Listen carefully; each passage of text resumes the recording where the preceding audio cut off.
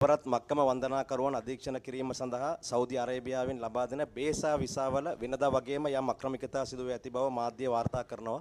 ඒ පිළිබඳව ඔබ දැනුවත්ද? සහ 2024 දී ඔබතුමා බුද්ධ ශාසන හා ආගමික අමාත්‍යවරයා ලෙස එවකට හජ් කමිටු සමාජිකයන් සමග පැවැත්වෙච්ච සාකච්ඡාවෙන් පසු ඔබතුමා කිව්වා කොළඹ සහ අනිත් ප්‍රදේශවල පැල්පත්වල ජීවත් වෙන දුප්පත් ජනතාවටත් මේ මක්කම යාමේ විශේෂ වැඩපිළිවෙලක් රජය සකස් කරන්නට බලාපොරොත්තු වෙනවා කියලා. මේ අවුරුද්දේ මොනාරි ප්ලෑන් කරාද? ඒ අවුරුද්දේ නම් දුන්නා. මතක ඇති. ඔබ ඒ දුෂ්කර පළාත්වල ඉන්න අය ඇත්තටම යන්න සතයක්වත් සල්ලි නැති අය පවා ඒ වැඩපිළිවෙල ඇතුළේ යවුවා. වත්මන් තත්ත්වයේ අලුත්ම තත්ත්වය මම දන්නේ නැහැ. ඔබ කියන ඔය කරුණ මාධ්‍යවල සමහර වාර්තා කරලා තිබුණා. හැබැයි මම දන්න විදිහට නම් ඒක සත්‍යයක් නෙමෙයි.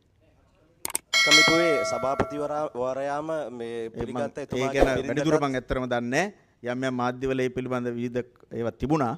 හොයලා බලලා මම දැනුවත් කරා.